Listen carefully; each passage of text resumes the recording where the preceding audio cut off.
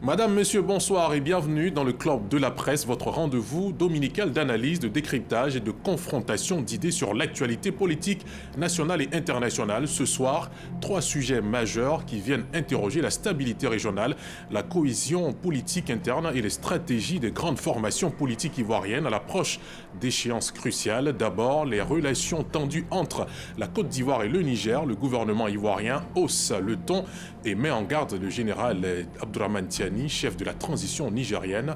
Jusqu'où peut aller cette crispation diplomatique? On répondra à cette question au cours de cette émission. Ensuite, la vie interne du PDCI RDA. Les députés Yassé, Ewo et Emou semblent prendre leur distance avec le groupe parlementaire. S'agit-il d'une simple divergence politique ou d'un malaise plus profond au sein du vieux parti? Enfin, au PPACI, Laurent Gbagbo décline ce qu'il appelle les grands chantiers de son parti.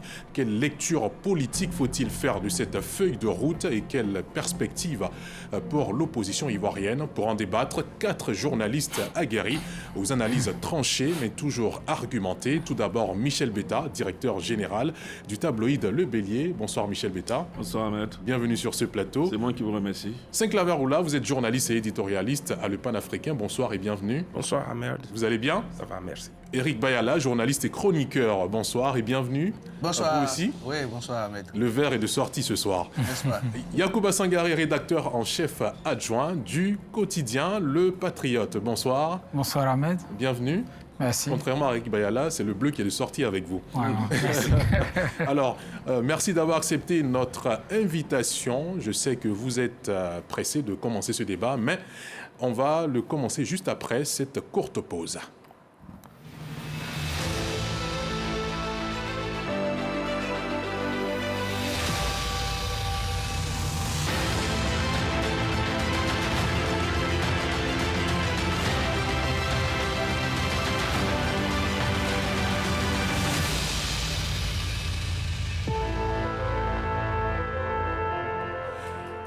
La Côte d'Ivoire a récemment durci le ton à l'endroit des autorités nigériennes, notamment à l'encontre du général Abdourahmane Tiani, après des accusations sans preuve d'attaque contre son pays. Entre déclarations officielles, rappels diplomatiques, crispation régionale, le ton est monté. Alors, simple rappel à l'ordre diplomatique ou véritable signal fort? On en parle juste après cet élément introductif. Nous refusons, de quelque façon que ce soit, que l'image de celui qui incarne notre pays soit brocadée. Le mercredi 4 février dernier, le gouvernement ivoirien a vivement réagi aux accusations du chef de l'État nigérien, le général Tiani. Accusations visant le président de la République, Alassane Ouattara, après l'attaque de l'aéroport international de Niamey. Le porte-parole du gouvernement, Amadou Koulibaly, a averti Niamey qu'Abidjan n'acceptera en aucune manière que l'image du chef de l'État ivoirien soit publiquement mise en cause sans preuve. Amadou Koulibaly a également insisté que le gouvernement membre 2 refuse que l'image de celui qui incarne la Côte d'Ivoire soit brocardée. Amadou Koulibaly a par ailleurs indiqué que le ministre des Affaires étrangères avait convoqué l'ambassadeur du Niger en Côte d'Ivoire pour lui exprimer une vive protestation. Un courrier officiel a également été adressé aux autorités nigériennes, ajoutant qu'Abidjan attend une réponse. Le porte-parole du gouvernement a aussi laissé entendre que d'autres réponses diplomatiques pourraient suivre en fonction de l'évolution du dossier. C'était un planting du décor fait par Davis Oyo. Messieurs, il y a quelques jours, le général Abdourahmane Tiani, après l'attaque de la capitale nigérienne, a accusé 3 présidents, dont le président ivoirien Alassane Ouattara. Le gouvernement a réagi lors du Conseil des ministres du mercredi dernier. Comment vous analysez cette réaction du gouvernement après avoir entrepris des rencontres diplomatiques avec les représentants du Niger en Côte d'Ivoire? Sinclair Roula. Il faut dire que cette réaction vient à point nommé, parce que c'est d'autant plus grave les accusations du général Tiani, qui est le président du Niger, qu'il fallait que la Côte d'Ivoire réagisse. Parce qu'il a cité nommément le président de la République, Alassane Ouattara. Donc il fallait que la Côte d'Ivoire entame une procédure qui puisse amener le général Tiani à justifier ses propos, à donner les preuves qui le fondent à accuser la Côte d'Ivoire et avec à sa tête son président de la République. Et moi, j'ai apprécié la démarche de notre ministre, Mme Kaba Nialé, qui, après, suite aux accusations, a convoqué l'ambassadeur de la Côte d'Ivoire en Côte d'Ivoire. Et je pense que la Côte d'Ivoire, l'ambassadeur du Niger en Côte d'Ivoire, autant que moi. Je pense qu'il ne faudrait pas que des personnalités se lèvent pour accuser à tout vent la Côte d'Ivoire. Et cette procédure enclenchée par notre pays est aussi l'occasion pour amener ces différents pays-là, notamment le Burkina, et on est accoutumé de cela.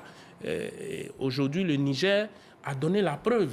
Si effectivement notre pays est impliqué dans les attaques, le président de la République a été nommément cité, comme je le disais tantôt, est impliqué dans la craque, on saura effectivement à notre niveau ici en Côte d'Ivoire ce qui va suivre, les réactions que nous aurons vis-à-vis de nos autorités. Mais il ne faudrait pas que à tout va des personnes s'élèvent, attaquent nos autorités parce que à un moment donné, elles n'ont pas apprécié que nos autorités aient leur mot à dire suite aux différents putschs qu'il y a eu dans ces différents pays. D'accord. Éric Bayala, qu'est-ce que vous pensez du fait que le gouvernement ivoirien durcisse le ton après cette rencontre chaleureuse entre la ministre des Affaires étrangères et l'ambassadeur du Niger en Côte d'Ivoire? Qu'est-ce qui explique ce changement de ton?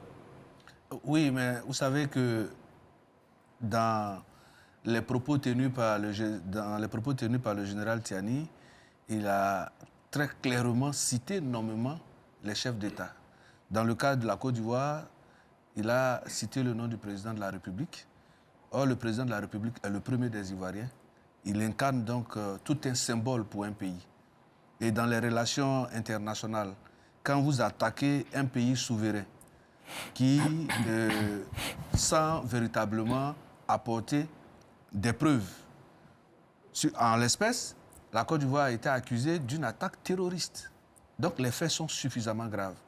Et pour que le président de la République du Niger puisse tenir ses propos, il aurait dû avoir avec lui des éléments factuels, des preuves qui mettent donc réellement en cause ces chefs d'État. Mais en ne le faisant pas, justement, il a posé un acte manqué, mais d'une, j'allais dire, maladresse diplomatique qui oblige la Côte d'Ivoire, qui est un État sérieux, de pouvoir avoir cette attitude, parce que la réponse de la Côte d'Ivoire participe non seulement à rassurer les Ivoiriens, pour leur dire que dans ce qui a été dit, les propos tenus par le général Tiani, la Côte d'Ivoire n'est mêlée ni de près ni de loin. Et pour donc donner du coffre à la posture étatique, un courrier officiel a été adressé demandant aux autorités nigériennes de fournir les preuves d'une telle accusation. Mieux, l'ambassadrice du Niger en Côte d'Ivoire a été convoquée par Madame la ministre d'État en question des affaires, en charge des affaires étrangères pour le lui signifier de vive voix. Ça, c'est la posture d'un État souverain qui se respecte, qui met son peuple en confiance. Et une attitude de fermeté pour dire que la Côte d'Ivoire n'est menée ni de près ni de loin à des situations subversives de quelque manière que ce soit vis-à-vis des États voisins. Et donc, elle ne saurait tolérer des propos attentatoires à l'honneur de celui qui incarne l'unité nationale, qui incarne la République, notamment le président Alassane Ouattara. Mais à côté de cela, juste après la sortie grotesque du président nigérien, il y a un communiqué de ceux qui ont participé à cette attaque-là, qui l'ont revendiqué pleinement. Et je pense que la posture du Niger aurait voulu, peut-être que par un communiqué, ne serait-ce que réaviser sa position. Mais jusqu'à présent, on n'observe aucune posture. Et ce qui est désolant, c'est de pouvoir chercher à politiser des questions de sécurité. Et quand ça prend cette tournure, vraiment, ça participe à saper les relations entre les États. Michel Betta, qu'est-ce que vous répondez à ceux qui disent que cette réaction du président nigérien était juste la fumée qui cachait en réalité le vrai cœur du problème, qui est la sécurité pour certains? Oui, la question de sécurité est une question vraiment importante dans la sous-région. Il faut dire que depuis quelque temps, le Niger est en proie aux au terrorisme, au trafic et au trafic de tout genre, disons. Donc, c'est une question qui nous concerne un peu tous, les pays de la sous-région. Il faut adresser à ces questions-là des réponses communautaires pour la sécurité de nos populations et de nos concitoyens. Mais l'attaque de la base militaire et de l'aéroport, c'est des zones stratégiques dans la lutte contre ce phénomène-là du terrorisme. Donc, je comprends que les autorités nigériennes soient vraiment embêtées vis-à-vis de cela, parce que ça va saper certainement leur capacité de fourniture logistique à certaines positions avancées dans la lutte contre le terrorisme. Mais jusqu'à accuser un pays sans apporter de preuves, bon, on attend toujours. Moi, je suis de ceux qui aiment les faits pour en parler. Donc, je me dis que si les Nigériens ont eu l'audace, le courage de porter ces accusations aussi, aussi graves contre certaines autorités, parce qu'il y a eu le Bénin, il y a la France et puis il y a la Côte d'Ivoire. Bon, on attend toujours de voir ce qu'il en est. Mais pour ce que je sais, c'est-à-dire que la réaction de la Côte d'Ivoire sans rompre les liens diplomatiques est une bonne réaction. Bien qu'on ait choisi la voie de la fermeté, on garde toujours ces bonnes relations-là, ces relations diplomatiques assez importantes parce que la question de la sécurité dans la sous-région, en rompant ces liens-là, on peut amplifier ou bien ça peut devenir encore plus grave. Donc il faut garder tous ces liens-là pour que la réponse apportée à ces questions de sécurité-là soit plus ou moins collective. Donc pour l'instant, on observe toujours de voir si les autorités nigériennes n'ont pas d'autres arguments que les propos qu'ils ont brandis. On sera à même de dire que c'était trop gros et qu'il ne fallait pas arriver jusque-là et qu'il faut éviter à l'avenir que cela se répète. Sangaré Yacouba, comment vous interprétez cette réaction de la Côte d'Ivoire quelques jours, plus d'une dizaine de jours après les faits et puis après avoir également tenté l'approche diplomatique? Oui, je pense que c'est une mise en garde très justifiée et la Côte d'Ivoire devait le faire, voilà, pour justement mettre fin un peu à toute cette litanie d'accusations, voilà, que le Niger, le Mali, le Burkina en général, les jeunes qui dirigent ces pays-là portent contre la Côte d'Ivoire sans preuve. Dans le cas spécifique du Niger, la réaction était attendue et moi je suis content de la fermeté avec laquelle le gouvernement réagit parce qu'il fallait cela.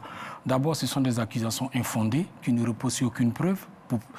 La preuve, quelques heures après, ceux mêmes qui ont fait l'attaque, l'État islamique a revendiqué l'attaque. Donc ça veut dire qu'on n'a pas besoin de chercher les auteurs de l'attaque ailleurs. Et deuxième chose qui montre qu'ils sont dans la provocation, après la revendication par l'État islamique de l'attaque, on n'a jamais eu ni une note d'excuse, ni une autre réaction. Ça veut dire que la sortie de Tiani a été faite sciemment. Ils sont dans une stratégie de diaboliser notamment la Côte d'Ivoire, le Bénin, parce que ces pays s'opposent justement au fait que l'ordre constitutionnel ne soit pas rétabli dans ces pays-là. Vous savez que depuis le Mali, ça va faire 5 ans, mais plus de 5 ans maintenant, 6 ans. Le Burkina, on va vers 4 ou 5 ans. Le Niger, pareil, lui, Tiani, il est là, ça fait 2 ans. Donc, voici des jeunes qui ont pris le pouvoir par la force des armes et les pays de la CEDEAO, notamment certains pays de la CEDEAO, notamment avec la Côte d'Ivoire, demandent l'établissement de l'ordre constitutionnel. Voilà ce qui les dérange. Donc ils ne sont pas dans une logique de vouloir faire des transitions pour transmettre le pouvoir à un civil et de telle sorte qu'on puisse rétablir l'ordre constitutionnel. Ils sont dans une logique de confiscation du pouvoir. Donc ils cherchent toujours à créer vraiment, je vais dire, le cafouillage, si je me mets ici, apporter des accusations fallacieuses pour donner le sentiment qu'eux, ils sont dans une guerre de souveraineté, alors qu'en réalité, ce n'est pas ça. Donc la Côte d'Ivoire devait réagir parce que les accusations étaient suffisamment graves pour que la Côte d'Ivoire reste silencieuse. Très grave dans la mesure où c'est l'image, et le reportage l'a dit, du président de la République qui est visée et qui est brocadé là. Et la Côte d'Ivoire ne peut pas accepter cela. Surtout que cela ne repose sur rien. La Côte d'Ivoire n'est de près ni de loin mêlée à cette attaque-là, puisque, je l'ai dit, ça a été revendiqué. Derrière tout ça, je pense que c'est un paravent pour cacher une réalité triste. Le Niger aujourd'hui, la réalité triste, c'est que le Niger aujourd'hui est incapable, le général Tiani est incapable non seulement d'assurer la sécurité du Niger, parce qu'il ne peut pas faire face aux périls djihadistes. À Niamey, ils ont frappé un site stratégique à l'aéroport où se trouvait le centre de commandement commun des pays de l'AES où ils coordonnaient toutes les opérations de lutte contre le terrorisme. Donc, ils l'ont frappé là où ça fait mal. Pour lui, c'est vraiment une humiliation. Deuxième chose, sa gouvernance est désastreuse. Depuis le mois de mai au Niger, il n'y a que des retards de salaire et aujourd'hui, ça grogne. La hausse exponentielle du coût de la vie, la baisse du pouvoir d'achat, et il y a une vraie bombe sociale à retardement. Donc, il est incapable de gérer ce pays et donc tout ce qu'il trouve à faire, c'est vraiment de créer cette fausse crise-là en essayant de cacher vraiment la misère aujourd'hui qui est derrière sa gouvernance au Niger. Donc, la Côte d'Ivoire a le droit de réagir parce qu'elle ne peut pas rester silencieuse. Et je pense qu'elle doit s'inscrire maintenant dans cette logique. C'est pourquoi j'ai bien apprécié la réaction du porte-parole du gouvernement. Peut-être que la Côte d'Ivoire a voulu prendre la hauteur les années passées en n'essayant pas de répondre à ces accusations-là. Ils peuvent interpréter ça comme un aveu de faiblesse, alors que ce n'est pas le cas. À un moment donné, il y a un adage qui dit que quand vous êtes dans un bal avec des non-voyants, si quelqu'un, l'un de vous piétine une fois, deux fois, il faut que vous lui piétinez après la deuxième fois pour que la personne réalise qu'il y a quelqu'un qui est à côté d'elle. Je pense que c'est ça. Je pense que vous allez voir avec cette réaction ferme-là et les pays de l'AES feront attention et je pense que la Côte d'Ivoire a le droit de réagir. Il ne faut plus être silencieux face à des gens qui sont dans la provocation inutile et outrancière. Sinclair Oula, la Côte d'Ivoire a toujours utilisé un discours tempéré ou bien le silence pour répondre à ce genre d'accusations. Est-ce que le fait de réagir de la sorte maintenant ne va pas creuser la divergence entre la CEDEAO et puis les pays de l'AES? Bon, la divergence, c'est vrai que la CEDEAO a toujours gardé une posture de sorte à permettre à ces pays-là de revenir un peu à la raison et de faire marche arrière. Mais ce n'est pas pour autant aussi qu'il faut assister à un lynchage inutile et sans preuve d'un pays, notamment la Côte d'Ivoire, qui est en quelque sorte la locomotive de cette CEDEAO. On peut comprendre que le Niger, notamment le général Tiani et son clan, n'aient pas apprécié la sortie à un moment donné du président Alassane Ouattara, qui militait pour le retour au pouvoir du président Bazoum et qui avait mené une offensive pour lever un effectif militaire. C'est vrai que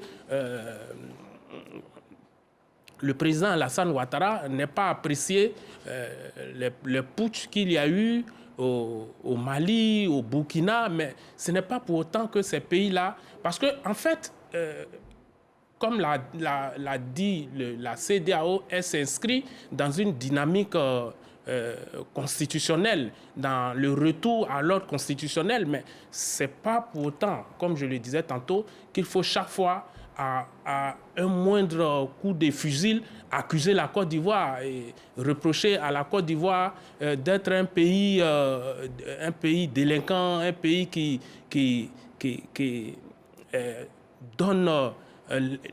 fait ou qui donne l'impression de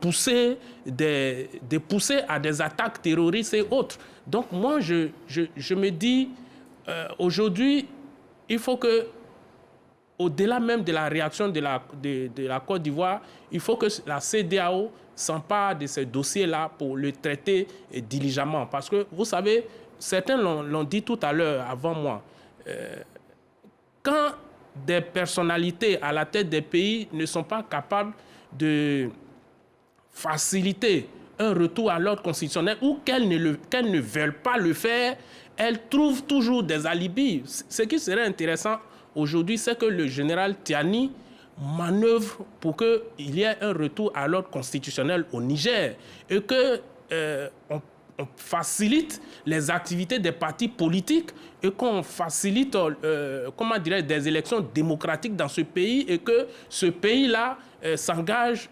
définitivement à combattre ou à lever une armée forte, à trouver une logistique conséquente pour combattre les terroristes. Il est dans l'intérêt du Niger aujourd'hui d'avoir le soutien d'un certain nombre de pays qui ont des armées qui sont fortes pour combattre le terrorisme. Il ne faudrait pas que cela ne se limite uniquement dans la zone de l'AES. Il faut aller au-delà, il faut chercher des partenaires. C'est vrai qu'il a félicité les Russes, mais les Russes seuls en Afrique subsaharienne ou qui est sous la menace des terroristes et qui aujourd'hui se sont décuplés. La Russie seule ne peut pas aider les pays là de l'AES à combattre les terroristes qui sont à la porte de tous les autres pays. Les frontières de l'Afrique de l'Ouest. Tous les pays de l'Afrique de l'Ouest. C'est cela. Eric Bayala, vous partagez son avis, celui de Saint-Claver-Oula, sur la question de la distance que peut prendre l'AES de la CEDEAO après les propos du porte-parole du gouvernement. Oui, mais dans tout ça, ce qu'il a dit, c'est pas faux. Mais au-delà de tout, vous savez que, comme on le dit, les États doivent avoir de bonnes relations entre eux, surtout des relations de bon voisinage.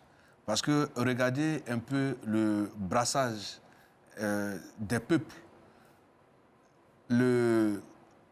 Comment j'allais dire ça, c'est devenu pratiquement un melting pot entre les populations qui sont établies au niveau de la CEDEAO. Et dans l'une des diligences de la CEDEAO est passée de la CEDEAO des États à la CEDEAO des peuples. Parce qu'il fallait permettre une libre circulation des populations dans cet espace-là en préservant non seulement la sécurité des personnes et des biens. Mais aujourd'hui, le Niger, depuis 2023, a fait un coup d'État et puis a eu à expulser des forces étrangères qui étaient établies sur son sol et s'est rapproché de la Russie. Ce qui d'abord même l'a isolé diplomatiquement parce qu'on ne peut pas revendiquer une souveraineté en disant que je veux m'affranchir, je suis panafricain, et on chasse un tuteur pour aller en chercher un autre. Et donc, dans cette manière de procéder, de diriger les choses, on se rend bien compte qu'en termes d'arguments, ce n'est rien d'autre qu'une coquille parce qu'il n'y a pas de contenu. Aujourd'hui, comme Sangaré l'a dit, la base 101 qui est installée sur le site de l'aéroport, où se trouve la quasi-totalité des centres d'opération, non seulement de l'AES, mais également les aéronefs militaires. Ah. Et selon les informations que nous avons reçues de nos confrères, il y a eu d'abord l'attaque. On a pu observer des tirs et des explosions. C'est après que l'armée nigérienne a pu donc faire face à l'assaut. Mais donc ça veut dire qu'il y a un problème même de sécurité, même du périmètre. Parce que vous ne pouvez pas avoir une base opérationnelle où vous avez une logistique aussi importante et puis ne pas établir un périmètre de sécurité pour que la logistique qui vous permet de tenir et de défendre votre souveraineté de votre territoire soit aussi facilement pénétrable et qu'on puisse y vraiment apporter un coup. Et donc, ça montre effectivement l'inefficacité, ça montre le manque de maîtrise de la situation des autorités nigériennes, mais face à une population qui est devenue de plus en plus exigeante, qui demande des comptes. Si vous remarquez bien, dans le discours de tous les présidents de l'AES, aucune disposition n'est prise pour un retour à l'ordre constitutionnel. Bien au contraire, on supprime les partis politiques, on enferme les journalistes, on enferme les magistrats, les partis politiques et les associations qu'on appelle ça à caractère de société civile sont interdits de pouvoir manifester. Mais ne soyons pas surpris que la seule manière de prendre le pouvoir, c'est par un coup d'État. Parce que si tous les instruments qui participent à la démocratie de ces États-là sont mis sur le boiseau, mais comment est-ce qu'on peut penser à renouveler la classe politique? Et donc, il y a un certain nombre de situations qui font que ces chefs d'État n'ont plus la maîtrise de la situation socio-économique de leur pays. Et donc, il faut faire voyager l'esprit de leurs compatriotes en disant que le tout, ce n'est pas de notre responsabilité, mais c'est les autres. Pensez-vous réellement que si la France veut attaquer le Niger en complicité avec la Côte d'Ivoire et avec le Bénin, est-ce que c'est à un tel, on appelle ça, manège qu'on va assister? Je pense que ça allait être un peu plus important. Que les uns et les autres se consacrent véritablement à sécuriser leurs États, à prendre les dispositions pour que les populations puissent bien vivre. Parce que ce que la Côte d'Ivoire j'allais dire subit, c'est que la misère qui s'installe au fur et à mesure dans ces États crée un flux important de leurs ressortissants vers la Côte d'Ivoire.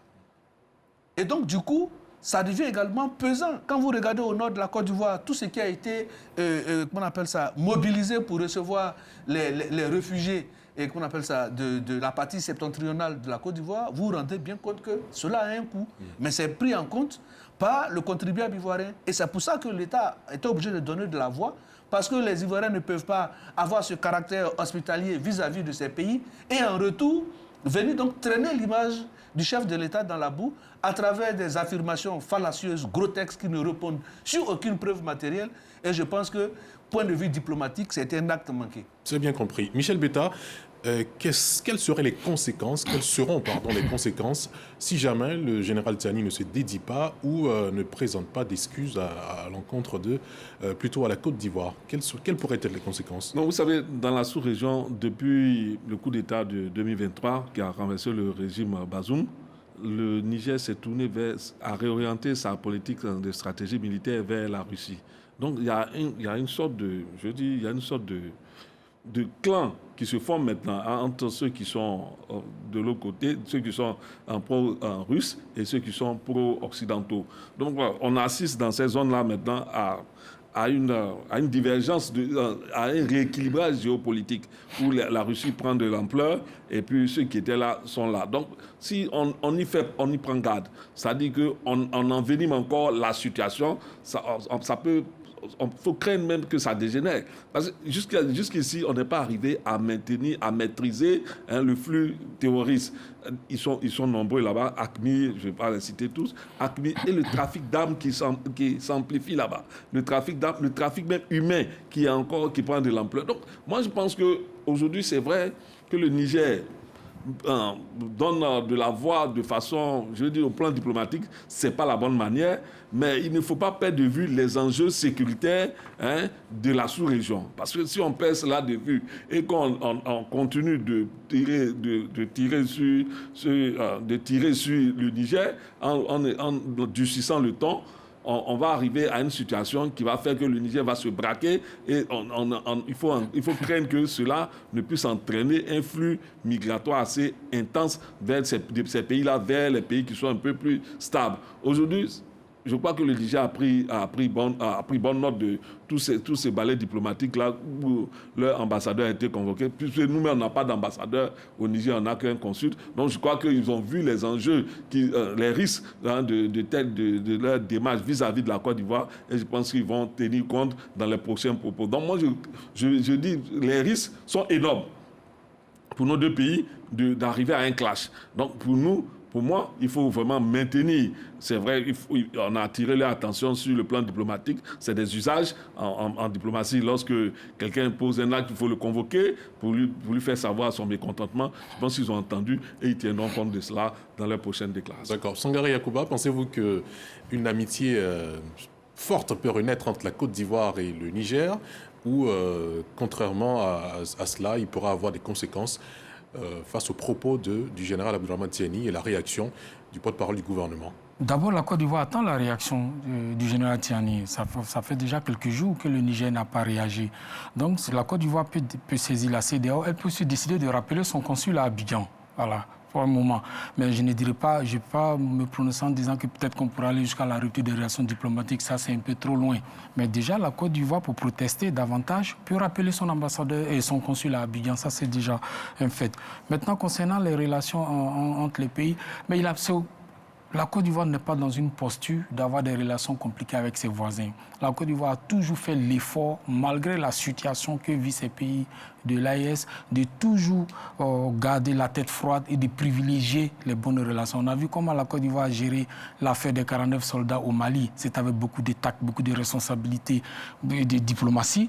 C'est pareil, même avec le Burkina, quand il y a les incursions des VDP en territoire ivoirien, souvent, et qui ont été arrêtés. On voit comment la Côte d'Ivoire a géré. La Côte d'Ivoire n'a jamais voulu tirer sur la corde raide en sachant bien qu'elle est victime de beaucoup de provocations. Et ça, c'est la responsabilité. Il faut saluer vraiment la maturité et la grande responsabilité des autorités ivoiriennes avec à leur tête le président de la République qui ne veut pas tomber dans ce piège de la provocation. Parce que la Côte d'Ivoire est consciente qu'au-delà de ces juntes, ce qui est plus important, c'est le brassage, c'est la vie des populations. On est aussi conscient que ces juntes-là ont pris, il faut le dire honnêtement, ont pris ces pays-là, les populations locales en otage. Bayala l'a dit, ils empêchent vraiment toute liberté d'expression, toute voix discordante. Ce sont vraiment des dictatures surpuissantes. Donc, quand on veut agir contre ces pays, il faut tenir compte aussi des populations locales. Je pense que c'est tout ça que la Côte d'Ivoire analyse avec responsabilité. Mais il appartient au Niger surtout, vraiment, de cultiver justement des relations de bon voisinage. Parce que leur attitude aujourd'hui fragilise la solidarité au sein de la sous-région ouest-africaine. Parce que quand vous êtes en difficulté, vos premiers secours, ce sont vos voisins. Déjà que vous avez maille à partir avec les djihadistes qui occupent une bonne partie de votre territoire et vous compliquez la tâche en ayant des rapports conflictuels avec vos voisins. Ce que le Niger, par exemple, le Niger n'a quasiment plus de relations avec le Bénin. Aujourd'hui, la frontière est quasiment fermée.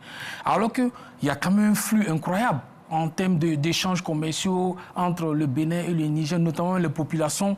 Et c'est toute une vie qui est bouleversée à la frontière. Et ça a un impact sur les pauvres populations. Mais ces dirigeants-là n'ont cul. Tout ce qui les intéresse, c'est de confisquer le pouvoir et de rester là jusqu'à quand?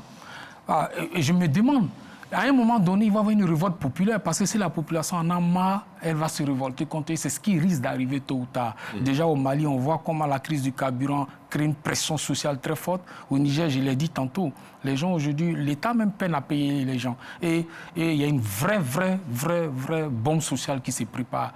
Donc ces pays-là, vraiment, de l'AES, ils jouent gros, ils ont intérêt vraiment à revoir leur copie. Voilà. Très bien, on change de cap à présent. Après les tensions diplomatiques régionales, intéressons-nous maintenant à une autre zone de turbulence, la scène politique ivoirienne, précisément au sein du PDCI-RDA, l'un des partis historiques du pays, des prises de position qui dérangent, des absences remarquées et des choix politiques qui interrogent. Les députés Yassé, Ewo et Emou semblent de plus en plus en décalage avec la ligne officielle du groupe parlementaire PDCI-RDA. Faut-il y voir un acte de rupture ou une contestation interne assumée? Nous allons en parler juste après cet élément que nous propose David Soyo. Le PDCI-RDA encore confronté à des remous. Ce qui était considéré comme des gestes d'humeur semble confirmer les divisions internes au sein du plus vieux parti de Côte d'Ivoire. Après la mise en place du bureau de l'Assemblée nationale et des groupes parlementaires, 3 députés du PDCI-RDA manquent à l'appel. Le député maire de la commune du Plateau, Jacques Ewo, ceux de la commune de Port-Boué, Sylvestre Emou et de Cocody, Jean-Marie Yassé. Ces députés maires ont pour leur décidé de tourner le dos au groupe parlementaire du PDCI-RDA. Pour eux, la priorité reste aujourd'hui la tenue d'un bureau politique et d'un congrès pour toiletter les tests, mais aussi évoquer les problèmes internes du parti, affirme l'un des députés frondeurs. Ce énième épisode illustre-t-il un véritable malaise au sein de ce parti? Merci à David Soyo qui a éclairé notre lanterne un tant soit peu avant de débuter le débat. Est-ce que on peut parler de fronde interne au PDCI-RDA ou bien une divergence normale dans ce grand parti Mon fronde, divergence, je dirais non. Je dirais non. Qu'est-ce que c'est alors? Plutôt un certain mécontentement ou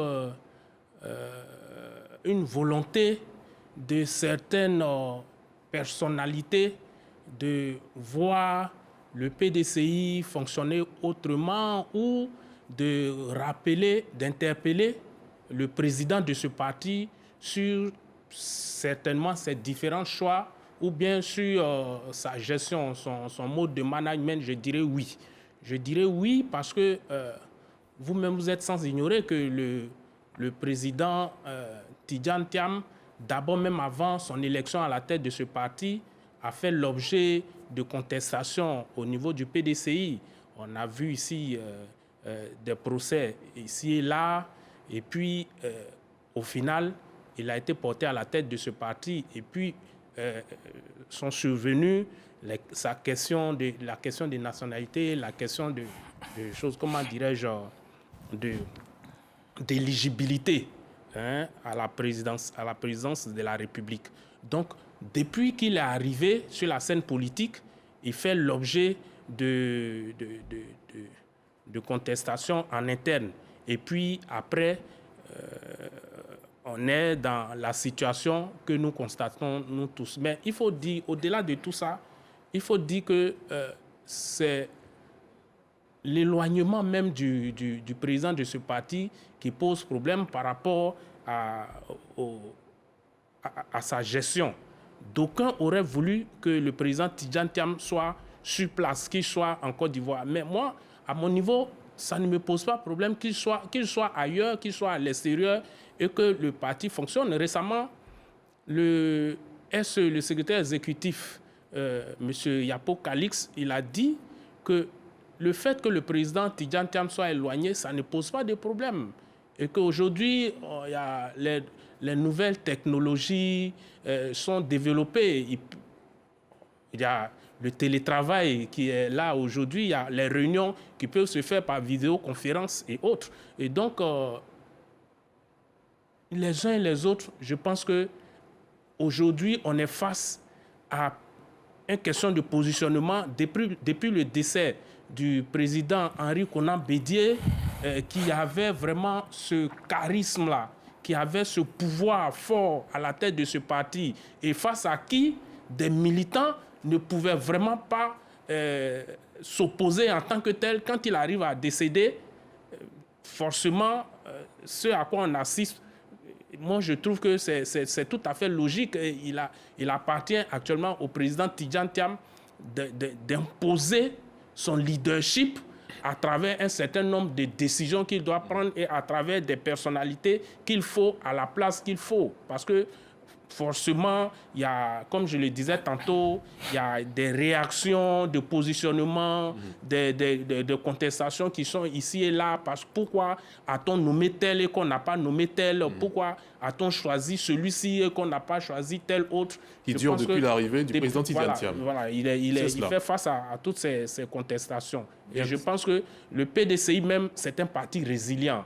Si on entre dans le fond, depuis Oufoué, comme l'a rappelé le SE du parti, 53, dans les années 50-53, où Oufoué était traqué par les colons, et qu'il a fui, le parti existait et des militants... Il a survécu à tout ça. Il a survécu. Ensuite, il y a eu Bédié, le coup d'État de 1999. Après, il y a des partis qui n'ont plus existé avec leur père fondateur. Mais jusqu'à aujourd'hui, le PDCI a réussi à surmonter toutes ces difficultés et ce n'est pas la première fois ce à quoi nous assistons.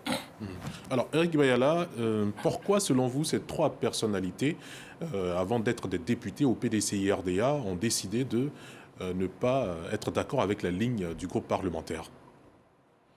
Bon, d'abord même, il faut regarder, regardons ensemble pour savoir ceux qui sont cités aujourd'hui. On parle du député maire de Port-Boué, M. Emou Sylvestre, qui a été secrétaire exécutif en chef du PDCI-RDA. Tout récemment, il a été nommé conseiller du président du parti. Donc, je suis d'or qu'il a une certaine proximité avec le président Tidjane Thiam. Vous avez à côté de lui le député maire du Plateau, Ewo Jacques, qui est également une figure tutélaire du PDCI, parce que quand on regarde, ça fait pratiquement plus de 15 ans de mandature. Et puis à côté de lui, vous avez Jean-Marc Yassé, qui 10 ans à la mairie, et aujourd'hui, il part pour son premier mandat. Mais il s'agit de Cocody, il s'agit de Port-Boué, il s'agit du Plateau. Ce sont vraiment des communes phares au niveau de la Côte d'Ivoire. Et ce sont ces premiers responsables politiques qui décident donc d'aller à contre-courant avec les décisions du président du parti. Mais quand vous prenez la posture de M. Emou Sylvestre, qui a été secrétaire exécutif en chef du PDCI, qui aujourd'hui se tient loin du groupe parlementaire que le PDCI a mis en place par son président, il a lieu de s'interroger sur le leadership et le management même du président du parti. Parce que, dans toute chose, la consultation n'enlève pas la substance du leadership au leader. Bien au contraire, ça lui donne du crédit et ça renforce sa capacité à pouvoir rassembler. Parce que si tous ceux-là se sont mis en marge et même contester celui qui avait été nommé comme président du groupe parlementaire, ça veut dire que quelque part, il y a un certain malaise profond au sein du PDCI. Mais le PDCI également, on l'a relevé, c'est l'un des partis les plus vieux d'Afrique après l'ANC. Mais il y a de grandes figures qui ont participé à la vie de ce parti. Mais aujourd'hui, sous la gouvernance du président Thiam, vous avez des gens qui sont comme M. Maurice Kakou Dikaoué, qui sont pratiquement en rupture de banc avec le président du parti. Vous avez son secrétaire exécutif en chef qui avait mené de bout en bout toutes les opérations qui ont conduit à son élection en tant que président du PDCI, qui aujourd'hui se retrouve dans une posture de non-communication véritable avec le président. Donc, il y a un véritable problème. Vous avez Jean-Marc Yassé, qui lui aussi était président à la présidence du parti, candidat à la présidence du PDCI lors du congrès. Donc, ce sont de grandes figures qui aujourd'hui se mettent en marge de la gouvernance de M. Tidjane Thiam. Il est à comprendre qu'effectivement, il y a un malaise profond dans la capacité de l'homme, non seulement à manager l'équipe, mais à pouvoir, mariner les contraires idéologiques, à polir les angles des positions pour créer un véritable rassemblement, une cohésion au sein du parti. Parce qu'on ne vient pas justement, après un monsieur comme M. Feu Henri Konan Bédié, qui avait une maîtrise totale sur la gestion du PDCI, quand on vient à lui succéder, mais écoutez, il faut pouvoir connaître les réalités, non seulement de la maison, mais du jardin, du côté cour, de l'arrière-cour et de la basse-cour, pour pouvoir maîtriser tout cela pour qu'on puisse diriger le PDCI. Il faut à croire qu'avec toutes ces défections, M. Tidjane Thiam a entre ses mains le PDCI, mais il n'a pas les substances et tous les leviers qui participent à la gouvernance du PDCI. Michel Betta, est-ce que ces positions personnelles ne viennent pas affaiblir l'autorité du président du PDCI RDA? Oui, comme on parle du PDCI, je voulais profiter de votre micro pour m'incliner sur la dépouille d'une des grandes combattantes du PDCI, en la personne de la ministre Feu Léopoldine Thézan Kofi, qui nous a quittés la fin des week-ends dernier. Donc vraiment pour dire que le PDCI est un parti, un grand parti, un parti résilient, dont la place au sein de notre Assemblée nationale est importante. Vous avez, le groupe parlementaire PDCI a déposé sa liste. Ils sont plus de 31. Dans cette liste-là, les noms des 3 personnalités figurent. Peut-être qu'elles n'ont pas encore signé. Bon. Pour le PDCI, il attend qu'ils viennent signer leur présence au sein du groupe parlementaire. Pour l'instant, ils n'ont pas fait de déclaration. Contrairement à ce que notre commentateur a dit, il n'y a pas eu de déclaration officielle de ces 3 personnalités-là sur leur rupture ou bien sur leur non-participation au groupe parlementaire PDCI. Ils n'ont pas signé leur fiche de présence en tant que membre du groupe parlementaire, mais ils n'ont pas encore fait de déclaration. Donc pour le PDCI, ils espèrent qu'à tout moment, ils peuvent venir, puisque leur nom y figure. Pour dire quoi? Pour dire qu'aujourd'hui au PDCI, c'est vrai que, comme vous l'avez dit, cette posture peut affaiblir le parti et faire le jeu des adversaires, notamment le RHDP, qui, dans sa démarche, est en train de, dit-il, selon son porte-parole, en train de construire un grand parti qui va gouverner sur 25 ans. Moi, je dis souvent aux gens, vous savez, le RHDP, tous les partis qui se sont approchés du RHDP ont disparu. C'est pas là la question. Non, Janvier, il a dit, s'il ne va pas affaiblir. Je dis, mais ça peut affaiblir au profit des adversaires. Donc, c'est pour te dire que aujourd'hui, celui qui pense qu'en affaiblissant le PDCI, il fait une œuvre utile en faveur des adversaires, notamment le RHDP, il se plante le doigt dans l'œil. Parce que tous les partis politiques qui ont approché le RHDP, ils ont disparu. Donc s'il veut voir le PDCI disparaître, il fait un mauvais jeu. Parce que le PDCI aujourd'hui, je veux dire que le PDCI est l'épine dorsale de l'opposition au sein de cette Assemblée nationale-là. Parce qu'ils ont plus de 30 députés.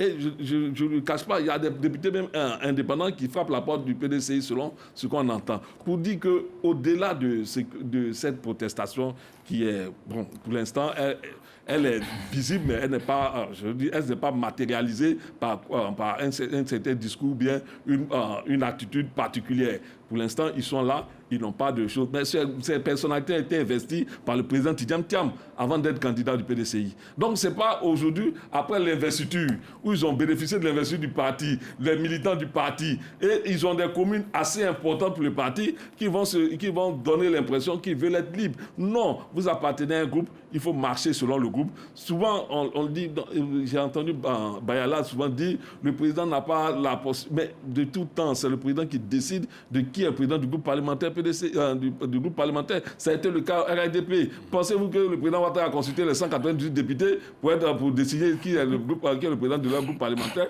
Bref, pour dire qu'aujourd'hui, la posture de ces personnalités c'est vraiment, moi je pense que ce n'est pas la bonne attitude. Je pense, ça c'est un point de vue, mais il gagnerait plus parce qu'il y a des voix. Aujourd'hui, le parti a ouvert les vannes pour entreprendre la discussion interne. Il gagnerait plus à faire des propositions pour que le parti puisse avancer que de vouloir marquer une rupture avec les pratiques qui existent depuis tout temps. Sangaré Yacouba, est-ce que vous pensez que le PDCI-RDA peut se permettre une crise interne quand on sait qu'à l'Assemblée nationale, le parti perd de plus en plus de places et de sièges? Oui, je ne dirais pas qu'il peut se permettre. Il est déjà dans la crise. Depuis que M. Tidjane Thiam a pris les rênes du PDCI dans les conditions que l'on sait, le parti est permanemment en crise depuis maintenant 2023. Il a pris le commande du parti le 22 décembre 2023. Depuis lors, d'abord, les conditions dans lesquelles il a pris le parti ont occasionné une fracture. Il y a eu le départ des Bions, la fracture avec les Bions, les Vareux Yapo. Aujourd'hui, c'est 3 figures du parti aujourd'hui qui sont quasiment je ne dis pas en porte-à-faux, mais qui sont en posture d'une rupture avec Thiam, qui contestent vraiment sa gouvernance. Et il ne faut pas banaliser ça, il ne faut pas attendre qu'il fasse des déclarations. Le fait même qu'ils aient refusé de signer là, c'était un acte fort pour dire qu'ils ne sont pas d'accord avec le choix du président du parti. Il lui reproche le fait qu'il n'ait pas fait une concertation large et que c'était un choix imposé. Ils sont dans leurs droits. Il y a un parmi eux, Emou, qui a été quand même secrétaire exécutif du parti il n'y a pas longtemps, donc qui était, je peux dire, l'homme orchestre en termes de gestion du parti. Donc il ne faut pas banaliser leur acte. Derrière ça, il faut voir vraiment la fracture qui devient de plus en plus profonde au sein du parti. Et tout ça met en lumière la mauvaise gouvernance de Tidjane Thiam. Parce que quand on rit d'un parti comme ça, qui déjà était dans une posture assez fragilisée, son combat devait être le rassemblement. Mais avec lui, le parti se morcelle et les indicateurs sont là. Quand il prenait le parti avait une 60aine de députés, se retrouve aujourd'hui avec une 30aine de députés. Dans les 30aines de députés, il y a 3 déjà qui se mettent à côté. Il y a même des candidats indépendants qui sont historiquement des militants du PDCI qui ont été élus, mais qui ne veulent pas intégrer ce groupe parlementaire parce qu'ils ne sont pas d'accord avec son choix.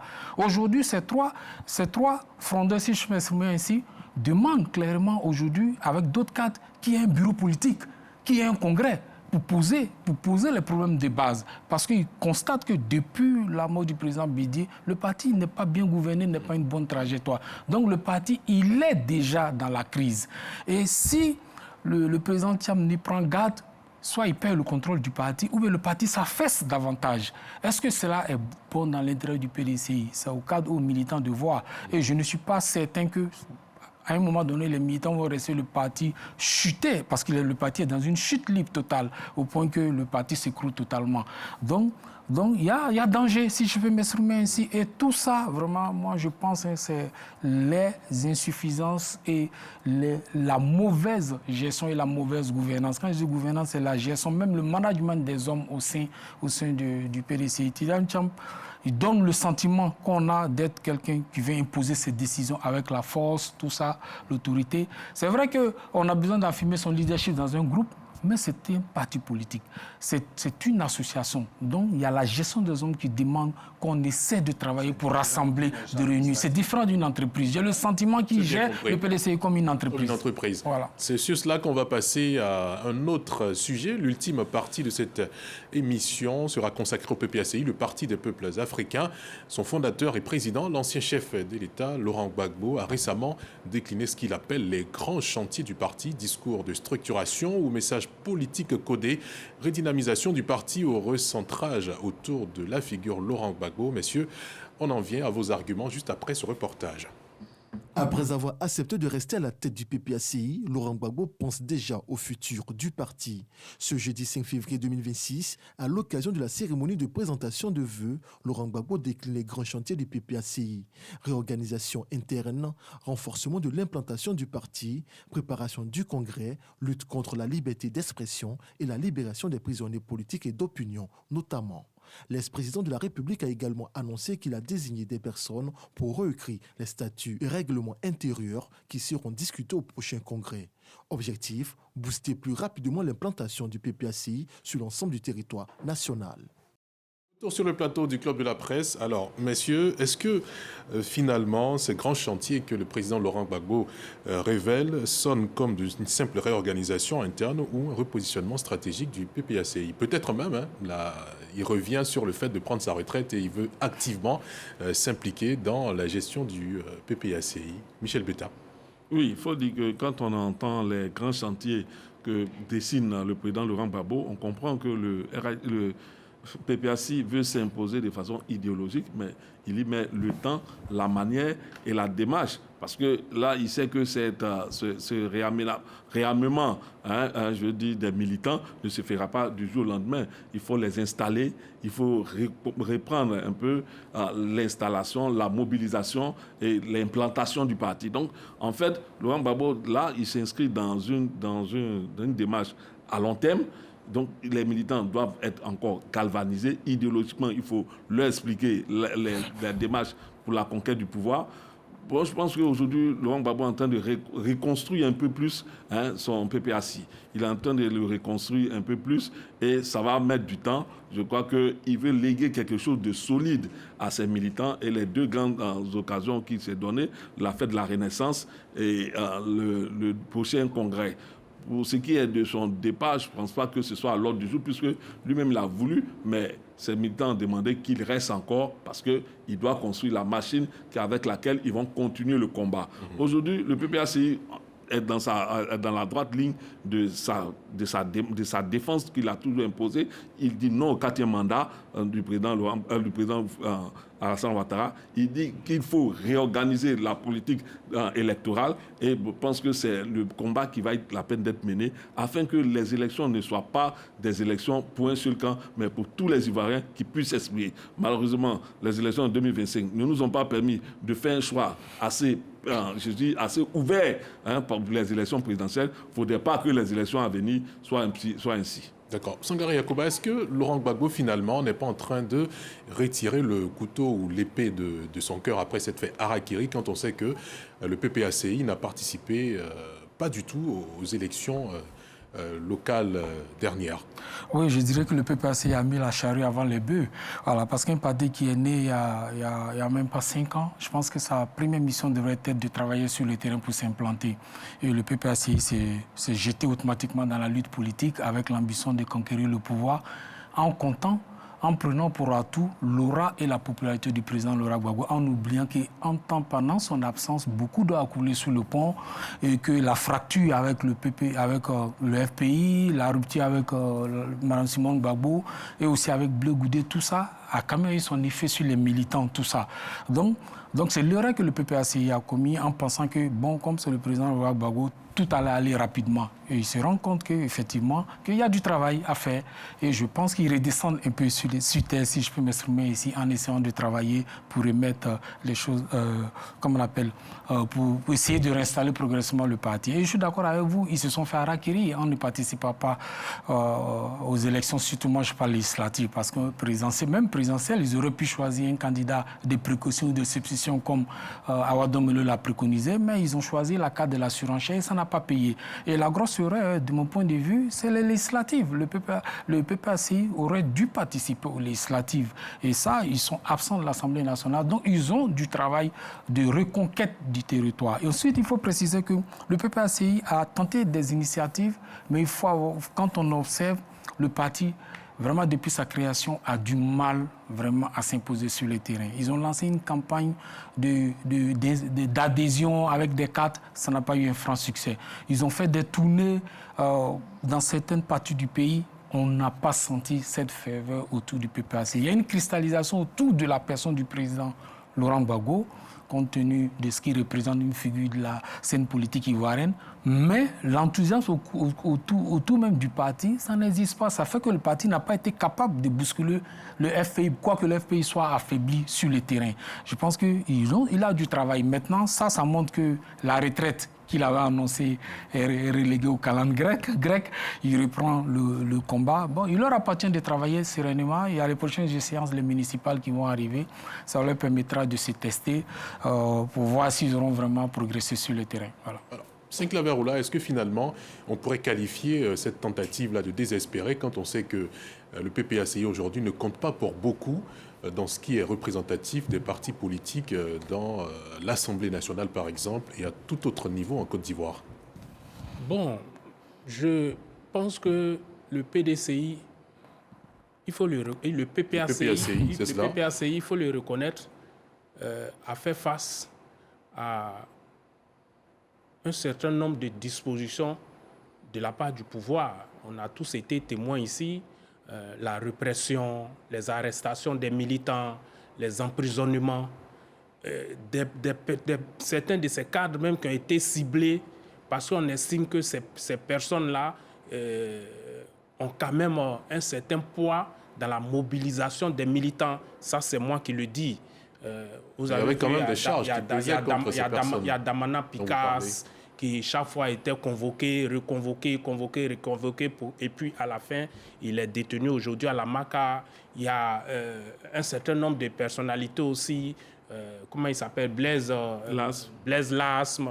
Il y a le ministre Lida Kwasi, qui sont tous détenus à la Maca, Aboubakar Koné, qui sont des personnalités au front pour la mobilisation des militants du PPACI. Et ces personnes-là, avant des échéances, la présidentielle et autres, qui étaient pistées, qui étaient ciblées, qui étaient dans le viseur. Et donc, quand ces personnalités qui sont le fer de lance du positionnement du parti sont arrêtées, c'est clair qu'il n'y aura plus personne sur le terrain en tant que tel, surtout qu'on sait que la plupart des cadres de ces partis-là sont des personnalités qui ont mené la lutte au FPI à l'époque. Donc, aujourd'hui, le PPACI est en train de s'organiser. Le constat que nous faisons est en train de s'organiser. Cette organisation-là est prise en main par le président Laurent Gbagbo qui a repoussé son départ à la retraite politique. Et donc, avant même la cérémonie des vœux, vous avez constaté la réorganisation qui a été faite au niveau du PPACI, au niveau des instances, les nominations qui ont été faites. Moi, je pense que c'est de bon augure. Parce que c'est dans notre intérêt, à nous tous, Ivoiriens, de constater qu'il existe une certaine dynamique au niveau de la politique en Côte d'Ivoire, dans le jeu démocratique. Donc, aujourd'hui, il faut encourager tous les partis politiques qui s'engagent dans ce jeu-là et que nous n'ayons pas un parti fort qui soit au pouvoir, qui décide de ce que les autres Ivoiriens doivent faire et qui a à sa solde la justice qui traque toujours un seul camp. Donc moi, je pense que c'est que l'organisation que le PPACI est en train de mettre sur pied aujourd'hui avec ces grands chantiers, je pense que c'est de bon augure. Eric Bayala, est-ce que finalement le président Laurent Gbagbo aurait décidé que tout ne tourne pas autour de sa personne, mais plutôt qu'il y ait une organisation qui fasse vivre réellement, avec ou sans lui, le PPACI, quand on entend un tel discours? Oui, mais le discours, il est toujours resté un discours revendicatif. Le discours n'a pas changé. La posture idéologique de l'homme qui se présente comme étant un combattant est restée toujours le même. Parce que quand on veut réorganiser et qu'on commence le discours par dire que nous nous opposons au 4e mandat, quand on sait que cette opposition à la tenue du présidentiel a connu tout ce que nous avons, Claver Oula peut-être l'a relevé avec assez de vérité selon lui, mais il y a des vérités qui mentent. Parce que ce qu'il faut noter, c'est que tous les acteurs majeurs qui ont été détenus aujourd'hui ont participé à un moment donné à la gouvernance de la Côte d'Ivoire. Et donc, ils n'ont pas la posture d'être une opposition qui n'a jamais gouverné le pays. Mais fort malheureusement, c'est cette posture-là qu'ils ont. Parce qu'il y a une nuance entre un parti d'opposition et un parti de gouvernement. Quand vous avez fini de diriger la Côte d'Ivoire pendant plus de 10 ans, vous devrez avoir une opposition qui doit être orientée dans la construction de l'appareil gouvernemental. Mais que nenni, ce que nous avons observé, ce que nous avons vu des personnes qui se sont braquées contre la République. Des personnes qui, à travers des faits qui sont suffisamment graves, qui ont été portés à la connaissance de l'opinion. Mais aujourd'hui, avec quel combat, selon quel appareil institutionnel politique, le PPACI entend se réinventer? Quand on s'est mis en congé des élections législatives, qui aurait pu leur donner des instruments, parce que je rappelle que chaque député à l'Assemblée nationale, selon que les dispositions constitutionnelles rapportent de l'argent à son parti. Les 18 députés, pendant la mandature passée, avaient rapporté plus de 1,5 milliard au PPACI. Et donc aujourd'hui, cette manne, elle ne va plus profiter parce qu'un parti politique a besoin d'être animé au quotidien. Il faut aller à l'encontre des bases. Mais aujourd'hui, quand vous regardez la posture du président Laurent Gbagbo qui dit que, bon, il faut donc réorienter la lutte, mais le problème, c'est que les uns et les autres s'inscrivent dans un certain messianisme autour du président Laurent Gbagbo. Parce qu'il avait annoncé non seulement son départ, mais il y a eu un rétro-pédalage suscité par un comité central, comme quoi les militants ont demandé. Mais regardez, il est toujours dans une même posture, dans une même dynamique. Vous vous souviendrez que pour être candidat, il avait annoncé qu'il ne serait plus candidat aux élections qu'on appelle présidentielles parce que cela ne l'intéresse pas. Après, il dit qu'un comité central, les camarades se sont consultés et ils lui ont demandé de devenir candidat. Et donc, il a répondu à leur appel. Encore, il dit qu'après les élections législatives, il sort du jeu politique. Là encore, des militants se sont retrouvés qui lui ont demandé de rester à la tête du parti. Et là encore, il a accepté, il est en train de chercher à réorganiser le parti. Je pense qu'on ne peut pas faire du neuf avec un vieux tissu. Et oui, donc, mais malheureusement, cher ami Bayala, ce n'est pas propre au président Laurent Gbagbo seulement. C'est ce que nous constatons. Et vous savez que j'étais d'accord avec lui pour dire que pour le dynamisme de la démocratie, on a besoin des partis d'opposition très vifs qui proposent, qui critiquent et qui proposent. Mais malheureusement, on a des partis politiques, notamment le PPACI, qui a pour leitmotiv, qui a pour démarche de tout faire pour que la République s'arrête. Malheureusement, on ne peut pas construire un pays avec... C'est bien compris, Éric Bayala. On termine avec vous, justement, et c'est la fin de ce débat. Merci à nos invités pour la qualité de leurs interventions, de leurs analyses. Merci à vous, chers téléspectateurs, pour votre fidélité indéfectible. Le Club de la Presse, c'est chaque dimanche sur RTI 1, la chaîne qui rassemble. Excellente soirée et à bientôt.